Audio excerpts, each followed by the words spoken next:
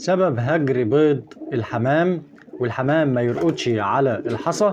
الحاجات اللي انا هكلمك فيها دي غاوي، وخلي بالك من الحاجات ديت لان الحاجات دي هتخسرك كتير.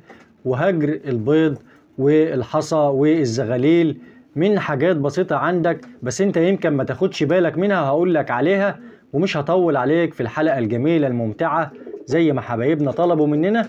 انت عندك الحمام دايما لاحظ كده عليه لما بيقوم من على الحصى في عوامل وحاجات بتخليه يقوم من على الحصى. اولها ممكن يكون عندك عدد الذكورة اكتر من النتي، فطبعا بتشكله على العش اللي موجود في الحصى.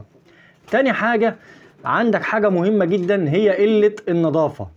قلة النظافة عندك في الغية دي برضو بتسبب لك ان الحمام يقوم من على الحصى. تالت حاجة بقى الحشرات، يعني لما يكون حمامك فيه ذباب، فيه فاش، في سوس، في حاجة بتقلقه في العش، فطبعا مع الجو الحر الحاجات دي كلها هتخلي الحمام بتاعك مش هيكمل رقود على الحصى ولا هتطلع انتاج ولا حاجة.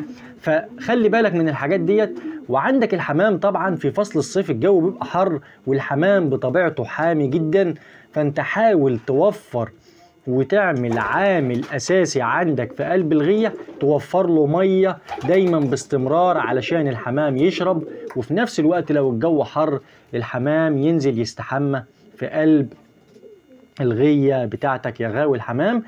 طبعا في واحد عزيز علينا قال لي الحمام بتاعي بيقوم من على الحصى وما بيكملش، ويبقى لسه في حاجات بسيطة جدا والبيض هيفقس والكلام ده كله وهيطلع زغاليل وبيقوم من على الحصى يا عم محمد وما بيكملش. فالحاجات دي تخلي بالك منها وشوف عندك ايه اللي بيخلي الحمام من الحاجات اللي انا قلت لك عليها دهيت.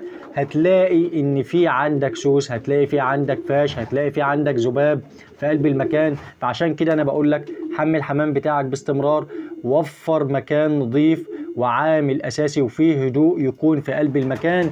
ما تستعجلش على الحمام بتاعك وكل ما تخش الغية تقعد تقوم من الحمام من على الحصى، والحاجات ديت هي اللي بتخلي الحمام يطفش ويهج منك وفي نفس الوقت يهجر البيض ويسيبه قبل ما يكمل الفأس بتاعه وفترة الرقود بتاع الحمام.